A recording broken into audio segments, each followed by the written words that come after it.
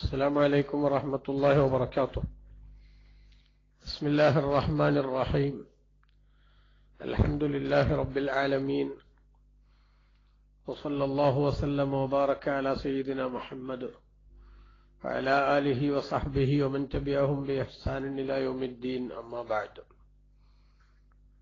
ബഹുമാനമുള്ള അൽ ജവാബ് ഗ്രൂപ്പിലെ അഭിവന്ദരായ ഉസ്താദുമാർ, സ്നേഹധന്യരായ സഹോദരങ്ങളെ, ഹുജ്ജത്തുൽ ഇസ്ലാം അബൂ ഹാമിദിൻ അൽ ഗസ്സാലി റളിയല്ലാഹു അൻഹുവിന്റെ ഇഹ്യാ ഉലൂമിദ്ദീൻ എന്ന വിശ്വപ്രസിദ്ധമായ ഗ്രന്ഥത്തെ ആസ്പദമാക്കിയുള്ള ആഴ്ചയിലൊരിക്കൽ നടക്കുന്ന ക്ലാസ്സിലാണ് നമ്മൾ ഉള്ളത്. അല്ലാഹു തആല ഗസ്സാലി ഇമാം റളിയല്ലാഹു അൻഹുവിനും നമ്മുടെ മറ്റു മശായിഖുമാർ, ഉസ്താദുമാർ, നമ്മുടെ കിതാബുകളുടെ മുസന്നിഫുമാർ, ഇൽമു കൊണ്ട് നമുക്ക് ഉപകാരം ചെയ്തിട്ടുള്ളവർ, അതിന് സഹകരിച്ചവർ, നമ്മുടെ മാതാപിതാക്കൾ, മറ്റു വേണ്ടപ്പെട്ടവരെല്ലാവർക്കും അള്ളാഹു നമ്മളെ തൊട്ട് ഖൈറായ പ്രതിഫലം നൽകട്ടെ. അവരുടെ എല്ലാം സഅയ് അള്ളാഹു കബൂൽ ചെയ്യട്ടെ. അവരുടെ ഹഖ് ജാഹ് ബർക്കത്തുകൊണ്ട് നാഫിയായ ഇൽമു അള്ളാഹു നമുക്ക് അനുഗ്രഹിക്കട്ടെ. മരണപ്പെട്ടുപോയവരുടെ എല്ലാം ആഖിറും അള്ളാഹു സന്തോഷത്തിലാക്കട്ടെ. ആമീൻ. ബയാനുൽ ഇൽമില്ലദീ ഹുവ ഫർളു കിഫായ. സാമൂഹ്യ ബാധ്യതയാകുന്ന ഇൽമു ഏതാണ് എന്ന വിശദീകരണവും ചർച്ചയും. മുമ്പ് ഫർള് ഐനായ ഇൽമുകൾ ഏതാണ് എന്നതുമായി ബന്ധപ്പെട്ട വിഷയങ്ങളായിരുന്നു പറഞ്ഞത്. ഇനി ഫർള് കിഫായ, അതായത് ആരെങ്കിലുമൊക്കെ ചെയ്താൽ ബാക്കിയുള്ളവർ കുറ്റത്തിൽ നിന്ന് ഒഴിവാകും, എല്ലാവരും ഒഴിവാക്കിയാൽ എല്ലാവരും കുറ്റക്കാരാവുകയും ചെയ്യുന്ന ഇൽമുകൾ. യഅലം അന്നൽ ഫർള ലാ യതമയ്യസു അൻ ഗൈരിഹി ഇല്ലാ ബിദിക്രി അഖ്സാമിൽ ഉലൂമി. ഫർള് അല്ലാത്തതിൽ നിന്ന് വേർതിരിയണമെങ്കിൽ ഇൽമിന്റെ ഇനങ്ങൾ എന്തൊക്കെയാണ് എന്ന് പറയണം. വൽ ഉലൂമു ബിൽ ഇളാഫത്തി ഇലൽ ഖർളിൽ ലദീ നഹ്നു ബിസദ്ദിഹി. നമ്മളിപ്പോൾ ചർച്ച ചെയ്തുകൊണ്ടിരിക്കുന്ന വിഷയത്തിലേക്ക് ചേർത്ത് നോക്കുമ്പോൾ ഇൽമുകൾ തൻഖസിമു ഇലാ ശർഇയ്യത്തിൻ വ ഗൈരി ശർഇയ്യ, ഇസ്ലാമികമല്ലാത്തത് എന്ന രണ്ടു ഭാഗമായി അത് വേർതിരിയും. വഅനി ബിശർഇയ്യത്തി, ഇവിടെ ശർഇയ്യ എന്ന് പറഞ്ഞതുകൊണ്ട് ഞാൻ ഉദ്ദേശിക്കുന്നത് മസ്തുഫീദ മിനൽ അംബിയാഇ സ്വലവാത്തുല്ലാഹി അലൈഹിം വസലാമുഹു, മഹാന്മാരായ അമ്പിയാക്കളിൽ നിന്ന് ലഭ്യമായിട്ടുള്ള ഇൽമുകളാണ്. വലാ യുർഷിദുൽ അഖ്ലു ഇലൈഹി, ബുദ്ധി അതിലേക്ക് വഴി കാണിക്കുന്നില്ല. മിസ്ലൽ ഹിസാബി, കണക്കുമായി ബന്ധപ്പെട്ട ഇൽമു പോലെ. അത് ബുദ്ധി വർക്ക് ചെയ്താൽ കിട്ടും, പക്ഷെ അതിന്റെ ചർച്ചയല്ല അമ്പിയാക്കൾ നടത്തിയിട്ടുള്ളത് എന്നർത്ഥം. വല തജ്രിബ, പരിശീലനവും അതിലേക്ക് വഴി കാണിക്കുന്നില്ല. മിസ്ല തിബ്ബി, വൈദ്യശാസ്ത്രം പോലെ. വല സമാഉ, കേട്ടുകേൾവിയും അതിലേക്ക് വഴി കാണിക്കുന്നില്ല. മിസ്ലൽ ലുഗത്തി, ഭാഷാ വിജ്ഞാനം പോലെ. ഫൽ ഉലൂമുല്ലത്തി ലൈസത്ത് ബിശർഇയ്യത്തിൻ, അപ്പോൾ ഇവിടെ പറഞ്ഞ ശർഇ അല്ലാത്ത ഇൽമുകൾ എന്നത് തൻഖസിമു ഇലാ ഹുവ മഹ്മൂദുൻ വഇലാ മാ ഹുവ മദ്മൂമുൻ, അത് സ്തുത്യർഹം ആക്ഷേപാർഹം എന്ന രണ്ടു ഗണത്തിലേക്ക് അത് വേർപിരിയും. വഇലാ മാ ഹുവ മുബാഹുൻ, സ്തുതിക്കപ്പെടേണ്ടതോ അല്ലെങ്കിൽ ആക്ഷേപിക്കപ്പെടേണ്ടതോ അല്ലാത്ത കേവലം അനുവദനീയം എന്നതിലേക്കും ഇൽമു വേർപിരിയും. ഫൽ മഹ്മൂദു, അപ്പോൾ സ്തുത്യർഹമായ അറിവുകൾ മാ യർത്തബിത്തു ബിഹി മസാലിഹു ഉമൂരി ദുനിയാ, ദുനിയാവിന്റെ കാര്യങ്ങളുടെ നന്മകൾ, അതുമായി ബന്ധപ്പെട്ട് കിടക്കുന്ന വിജ്ഞാനങ്ങൾ, അതായത് ഭൗതിക കാര്യങ്ങളുടെ ഗുണപരമായ മാറ്റത്തിന് ആ വിജ്ഞാനം ആവശ്യമാണ്. അങ്ങനെയുള്ളതൊക്കെ സ്തുത്യർഹമായ വിജ്ഞാനങ്ങൾ തന്നെയാണ്. ശർഇ അല്ല എന്ന് നമ്മൾ പറഞ്ഞാലും. കത്തിബ്ബി, വൈദ്യശാസ്ത്രം പോലെ. വൽ ഹിസാബി, കണക്കുമായി ബന്ധപ്പെട്ട വിജ്ഞാനം പോലെ. വദാലിക യൻഖസിമു ഇലാ മാ ഹുവ ഫർളു കിഫായത്തിൻ വഇലാ മാ ഹുവ ഫളീലത്തുൻ വലൈസ ബിഫരീളത്തിൻ. എന്നാൽ ആ സ്തുത്യർഹമായ വിജ്ഞാനങ്ങൾ തന്നെ ഫർള് കിഫയായത് എന്നതിലേക്കും, ഫർളല്ല അതേ സമയത്ത് അത് ലഭ്യമാക്കുന്നത് നല്ലതാണ് എന്നതിലേക്കും രണ്ടായി തിരിയുന്നുണ്ട്. അമ്മ ഫർളുൽ കിഫായത്തി, അപ്പോൾ ഫർള് കിഫായ എന്ന് പറയുന്ന ഇൽമുകൾ ഫഹുവ ഇൽമുൻ അതൊരു വിജ്ഞാനമാണ്. ലാ യസ്തഗ്നി അൻഹു ഫി ഖിവാമി ഉമൂരി ദുനിയ, ദുനിയാവിന്റെ കാര്യങ്ങളുടെ നിലനിൽപ്പിന് അത് കൂടാതെ കഴിയില്ല. ഭൗതിക കാര്യങ്ങൾ സുഗമമായി മുന്നോട്ട് പോകാൻ അത് അനിവാര്യമാണ്. അങ്ങനെയുള്ള ഇൽമുകളൊക്കെ ഫർള് കിഫായ എന്ന് പറയുന്നതിന്റെ പരിധിയിലാണ് വരിക.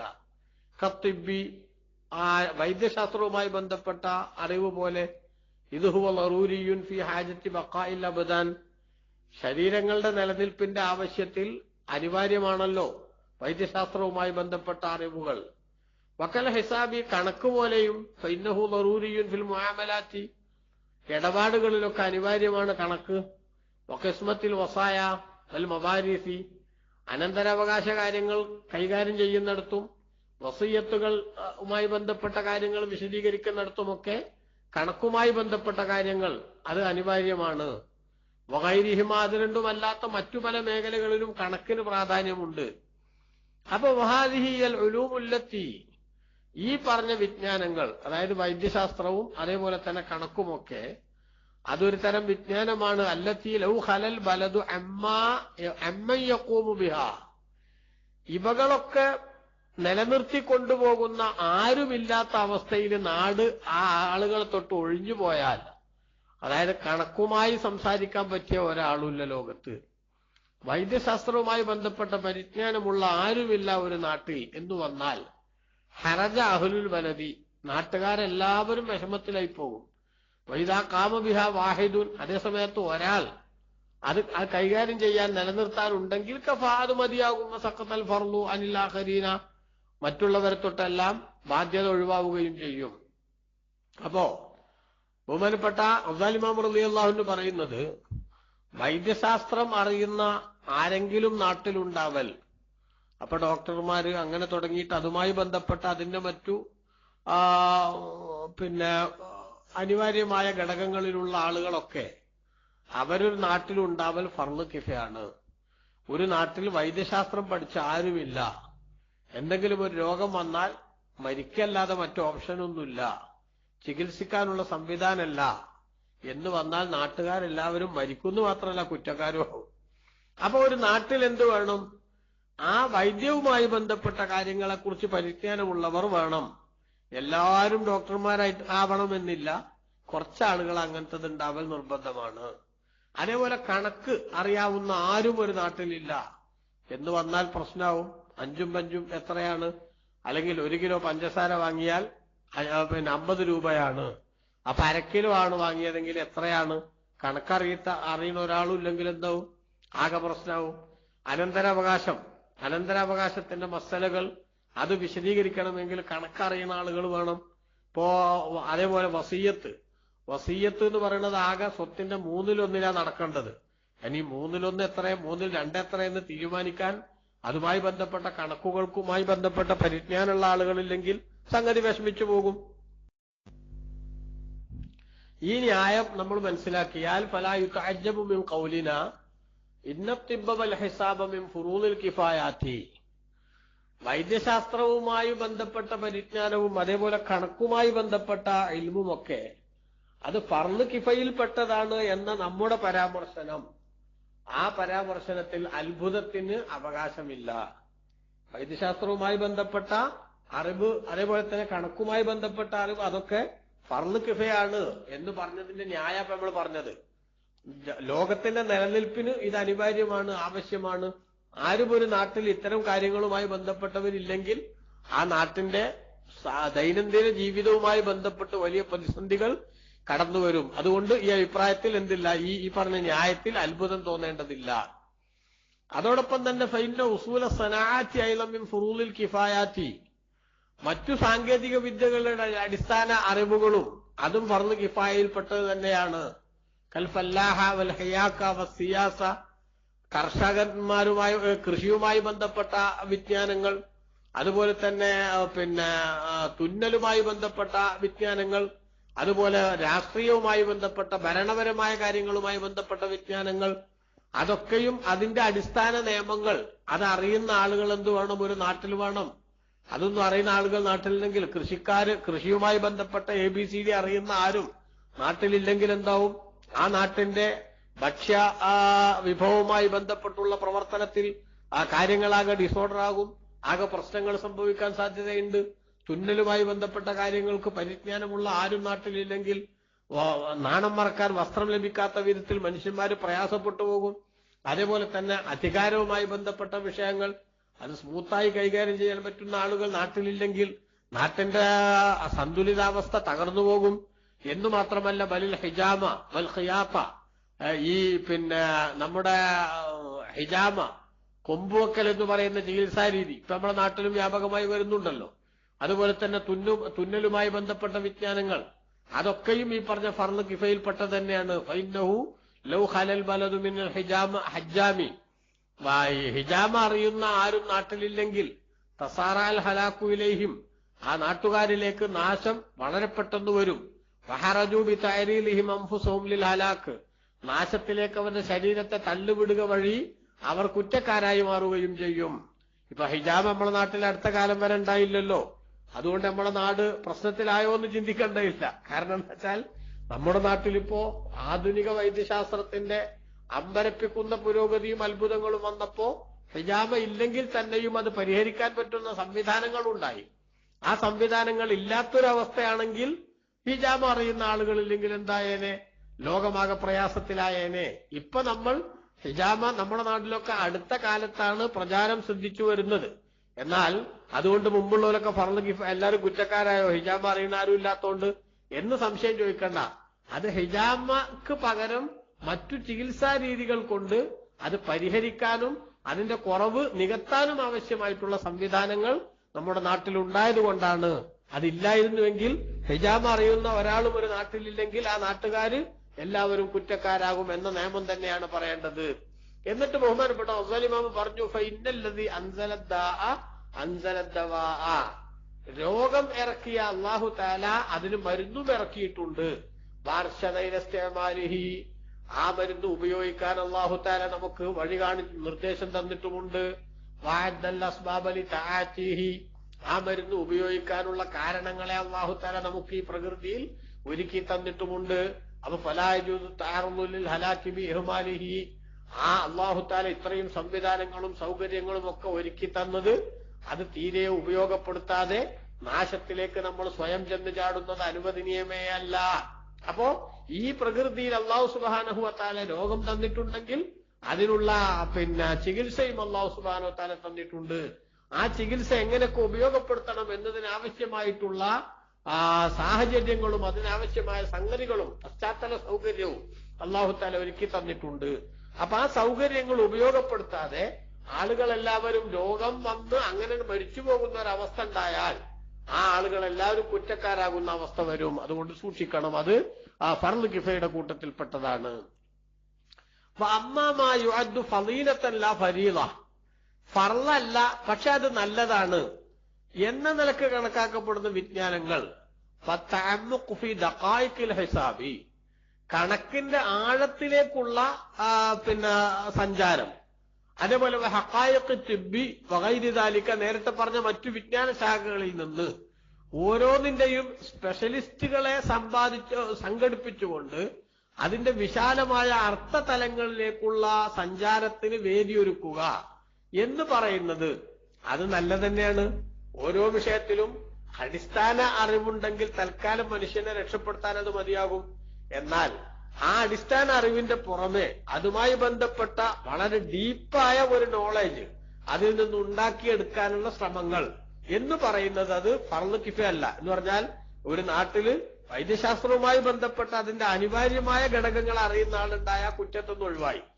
അതേസമയത്ത് അതിന്റെ എല്ലാ വശങ്ങളും അറിയുന്ന, അതേപോലെ തന്നെ കണക്കിന്റെ എല്ലാ മേഖലകളും കലക്കിക്കുടിച്ച ആളുകളില്ലെങ്കിൽ നാട്ടിൽ വല്ല കുഴപ്പമുണ്ടോ? ഇല്ല.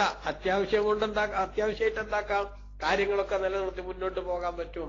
അതുകൊണ്ട് അതിന്റെ ആഴത്തിലേക്കുള്ള പഠനം എന്ന് പറയുന്നത് ഫളീലത്താണ്, നല്ലതാണ്, ഉണ്ടായാ നന്നു. ഇനി അത്ര ഉണ്ടായില്ലെങ്കിൽ പോലും കുഴപ്പമില്ല എന്ന് ബഹുമാനപ്പെട്ട ഗസാലി ഇമാം റളിയല്ലാഹു അൻഹു പറഞ്ഞു.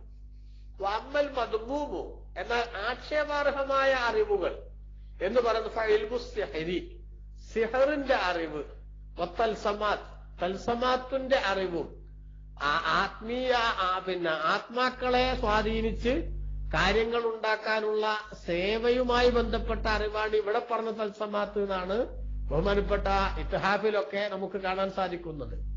അപ്പോ നമ്മളെ അൽ ജവാബിലൊക്കെ പണ്ട് ചർച്ച ചെയ്തേ തൽസമാത്ത് എന്ന് പറയുന്നത് അയാൾ നല്ല തൽസമാത്തിന്റെ ആളാന്നൊക്കെ പറഞ്ഞെടുത്തോ ആ പറഞ്ഞതൊക്കെ വിശാലമായ വിവിധ അർത്ഥതലങ്ങളിലും വിവിധ ആശയങ്ങളിലും ഉപയോഗിക്കാറുണ്ട്. ഇപ്പൊ നമ്മൾ ഇവിടെ പറയുന്നത് ആത്മീയമായ ആ ശക്തികളെ സ്വാധീനിച്ച് കാര്യങ്ങൾ ലഭ്യമാക്കാൻ ആവശ്യമായിട്ടുള്ള ചില സേവകളുമായി ബന്ധപ്പെട്ട പ്രവർത്തനങ്ങളുടെ അറിവുകൾ, അതേപോലെ തന്നെ ഇൽമുശ്ശഅബദ വത്തൽബീസാത്ത്, ആളുകളിലേക്ക് സംശയങ്ങൾ ജനിപ്പിക്കാൻ സഹായകമായിട്ടുള്ള, അതേപോലെ തന്നെ തെറ്റായ ചിന്താഗതികൾ, തെറ്റിനെ ശരിയെന്ന് തോന്നിപ്പിക്കുന്ന വിധത്തിലുള്ള കൺകെട്ട് പോലുള്ള അത്തരം അറിവുകൾ, അതൊക്കെ ആക്ഷേപാർഹമായ അറിവുകൾ എന്നതിന്റെ പരിധിയിലാണ് വരിക.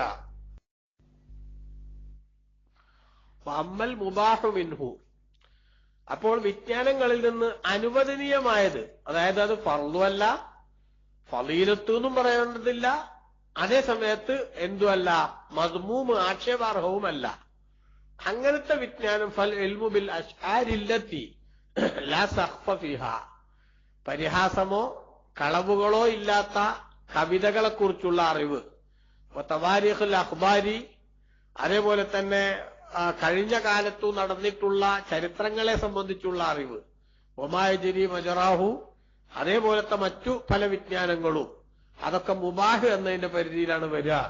പഠിച്ചു എന്ന് വിചാരിച്ചിട്ട് കുഴപ്പമൊന്നുമില്ല, പഠിച്ചില്ല എന്ന് വിചാരിച്ചിട്ടും പ്രശ്നമൊന്നുമില്ല എന്ന്. അമ്മൽ ഉലൂമു ശർഇയ്യത്തു, അപ്പോൾ ശർഇയ്യായ ഇതൊക്കെ ശർഇ അല്ലാത്ത, എന്നാൽ ശർഇന് അതുമായി ബന്ധപ്പെട്ട കാഴ്ചപ്പാടുള്ളതാണ് നേരത്തെ പറഞ്ഞത്. അമ്മൽ ഉലൂമു ശർഇയ്യത്തു, അപ്പോൾ ശർഇയ്യായ അറിവുകൾ, വഹിയൽ മഖ്സൂദത്തു ബിൽ ബയാനി, ഇവിടുത്തെ വിശദീകരണം കൊണ്ട് നമ്മൾ ടാർഗറ്റ് ചെയ്തത് അതാണ്. ഫഹിയ മഹ്മൂദത്തുൻ കുല്ലുഹാ, ശർഇയ്യായ ഇൽമുകൾ മുഴുവനും സ്തുത്യർഹമായതാണ്. വലാകിൻ ഖദ് യൽതബിസു ബിഹാ മാ യുളന്നു അന്നഹാ ശർഇയ്യ ഫതകൂനു മദ്മൂമ, എന്നാൽ ശർഇയ്യാണെന്ന ധാരണ ചിലർക്കുണ്ടാവുകയും യഥാർത്ഥത്തിൽ അത് ആക്ഷേപാർഹമാവുകയും ചെയ്തിട്ടുള്ള ചില വിജ്ഞാനങ്ങളുമായി ഇത് ചിലപ്പോൾ തിരിച്ചറിയാതായി പോകുന്ന ഒരവസ്ഥ വരാറുണ്ട്.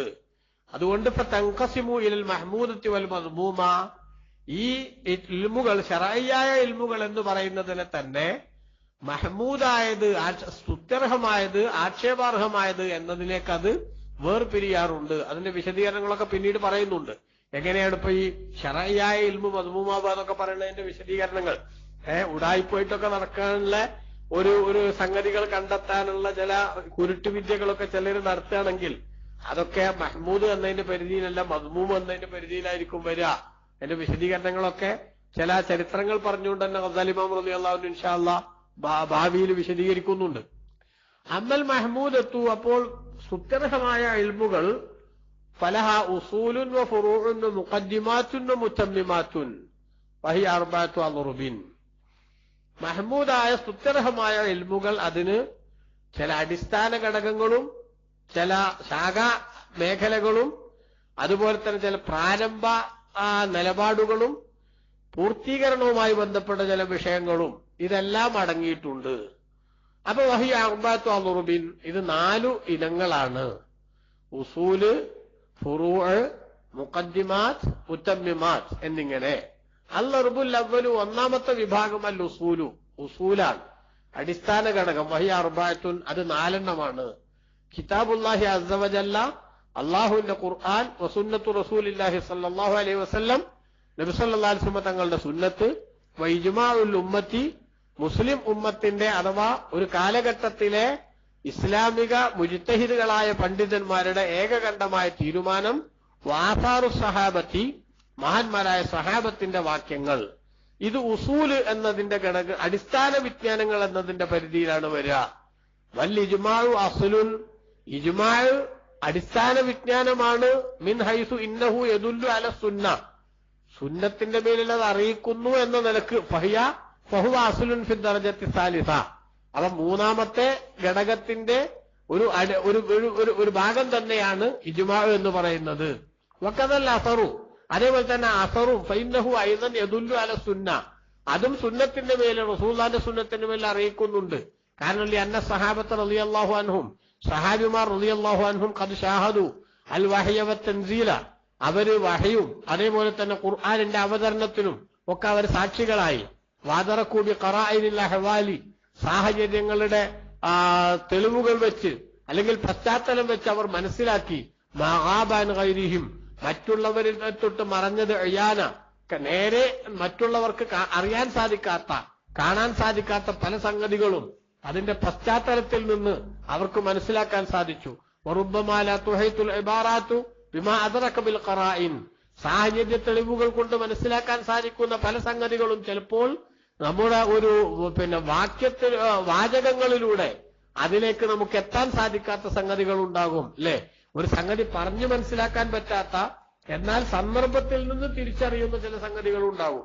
നബി സല്ലല്ലാഹു അലൈഹി വസല്ലം തങ്ങളുടെ സുന്നത്ത്, ആ സുന്നത്തിൽ റസൂലുള്ളാഹിന്റെ വാക്കയിൽപ്പെട്ടതാണല്ലോ.